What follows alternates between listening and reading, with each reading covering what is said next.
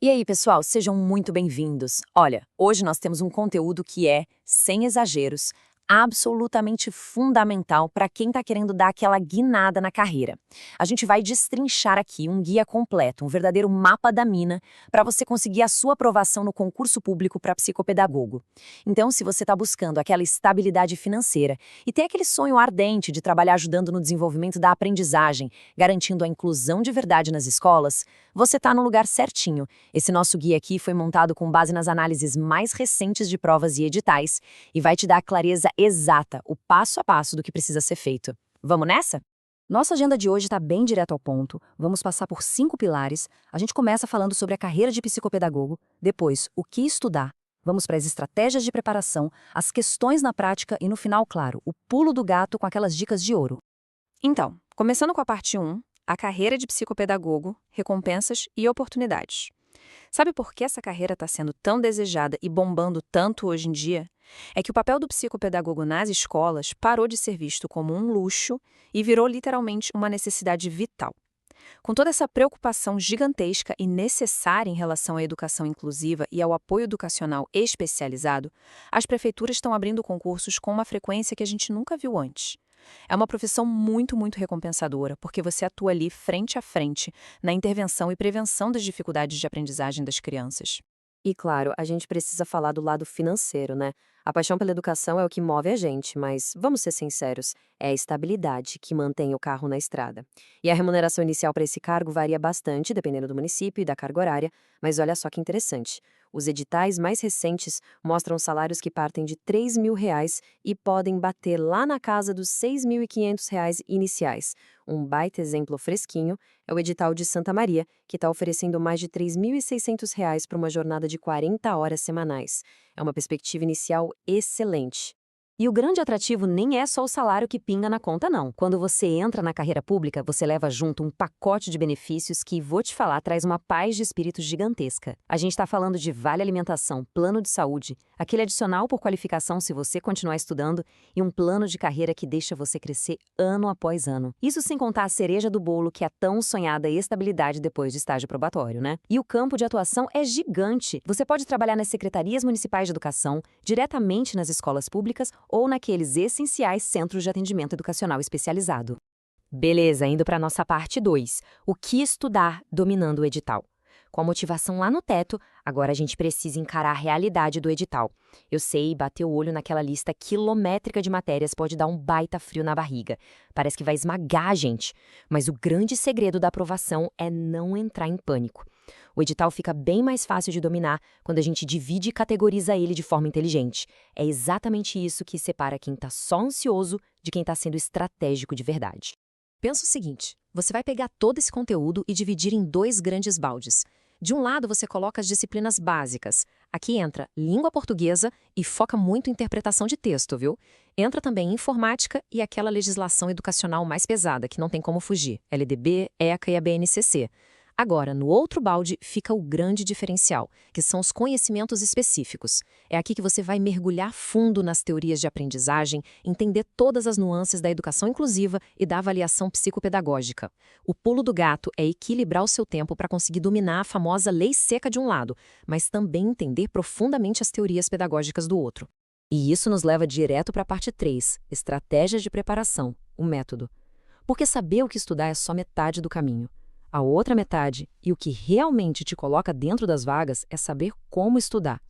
O que mais tem por aí é candidato que lê pilha de livros, compra um monte de cursinho, mas na hora da prova não lembra de nada porque faltou técnica. Para dar certo, a sua rotina de estudos tem que ser levada a sério, como um verdadeiro projeto de vida. Olha só, a estratégia ideal segue 3 passos bem simples. Primeiro, você vai fazer um raio-x do seu conhecimento atual. Resgata o que você já sabe lá da época da faculdade e seja muito honesto identificando onde estão os seus buracos, as suas lacunas. Segundo, defina as suas horas de estudo semanais. Esquece aquela ideia de colocar metas diárias absurdas que você não vai cumprir. Define o que é real e cumpra o que prometeu para si mesmo. E terceiro, crie a sua universidade pessoal.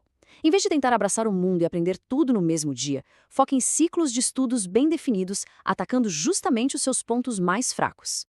E falando em estudo, a gente entra num conceito que é brutalmente honesto. Os maiores especialistas em concursos chamam de método HBC. Sabe o que isso significa? É literalmente horas de bunda na cadeira. Gente, não tem atalho, não existe fórmula mágica. Passar num concurso exige disciplina, exige sacrificar um pouco do lazer agora e ter a coragem de dizer não para algumas distrações para conseguir ter aquele foco profundo e ininterrupto. E estudo ativo, tá? Resolver muita questão, fazer os seus próprios resumos, é isso que gruda a matéria na cabeça. Gente, pausa rapidinha e super importante. Se você tá gostando desse conteúdo direto ao ponto, não esquece de curtir o vídeo e seguir o canal. Sério, é a melhor maneira de você não perder nenhuma dica nova, além das análises de provas e questões que a gente vai soltar por aqui. A sua interação ajuda demais o nosso canal a crescer e chegar em mais pessoas. Já deixou seu like? Show de bola! Muito obrigada. Vamos voltar. Vamos lá para a parte 4. Questões na prática, o campo de batalha. Agora que a gente já tem o método, é hora de ir pro front.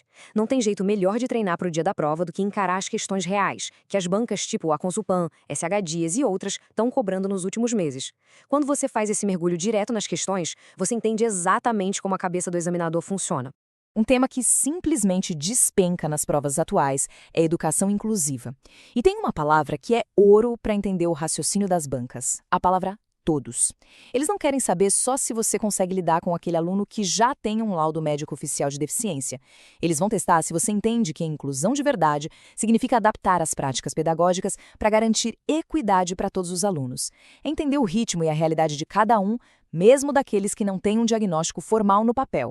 Outra coisa que é batata em provas de psicopedagogia é saber a diferença de como a gente avalia os alunos. Sabe aquelas diretrizes nacionais para a educação infantil e anos iniciais do fundamental?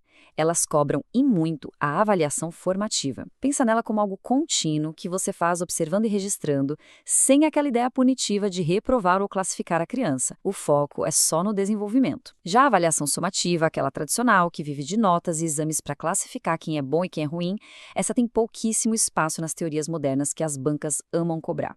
E claro, a gente não pode ir para a guerra sem conhecer os generais, né? Os figurões da educação. Entender a ligação direta entre o nome do teórico e a sua palavra-chave é a melhor estratégia de sobrevivência para as questões de múltipla escolha. Se a questão soltar uma assimilação e acomodação e falar em estágios de desenvolvimento, pode marcar Jean Piaget e correr para o abraço. Se o texto bater na tecla do potencial do aluno e soltar a famosa zona de desenvolvimento proximal, não tem erro, é o Vygotsky. E fica muito de olho num cara chamado Albert Bandura, que vira e mexe aparece. Ele é o pai do conceito de alta eficácia na aprendizagem. Se você memorizar essas associações, você garante pontos que muita gente deixa na mesa. E para fechar com tudo, nossa parte 5, o pulo do gato, dicas finais. Chegamos na reta final aqui do nosso guia, então é hora de soltar aqueles detalhes fundamentais, aquelas estratégias exclusivas que separam quem vai ser chamado no primeiro mês de quem vai ficar anos olhando para a lista de espera.